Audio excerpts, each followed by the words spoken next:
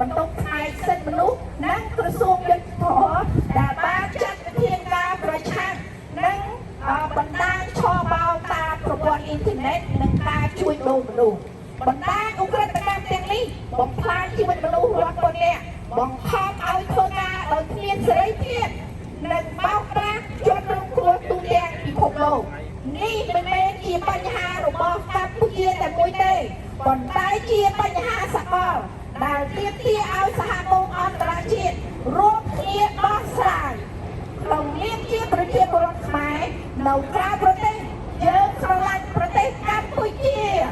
យើងចង់ឃើញកម្ពុជាក្លាយជាប្រទេសដែលគោរពច្បាប់គោរពសិទ្ធិមនុស្សនិងផ្ដល់អនាគតល្អប្រសើរសម្រាប់ប្រជាពលរដ្ឋមិនមែនជាទីកន្លែងដែលត្រូវបានជួបជាមួយការឆបោក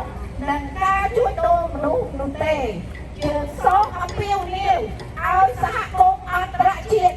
បន្តកិច្ចសហប្រតិបត្តិការដើម្បីលុបបំបាត់បណ្ដាញឧក្រិដ្ឋកម្មទាំងនេះការពារជនរងគ្រោះនិងធានាថាជនដែលទទួលខុសត្រូវ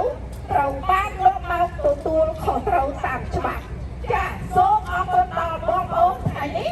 រួមគ្នាយើងអាចកសាងប្រទេសកម្ពុជាឲ្យមានប្រជាធិបតេយ្យយុត្តិធម៌និងអនាគតល្អប្រសើរសម្រាប់មនុស្សជំនាន់ក្រោយខ្មែរយើងទាំងអស់គ្នា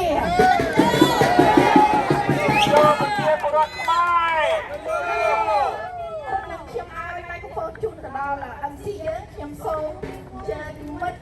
របស់យើងដែលជាបងប្អូនជនជាតិដើមភាគតិចចាស so please welcome our brand the Lisa yeah please come over here please Who is Lisa? He is our leader and the brother of Nega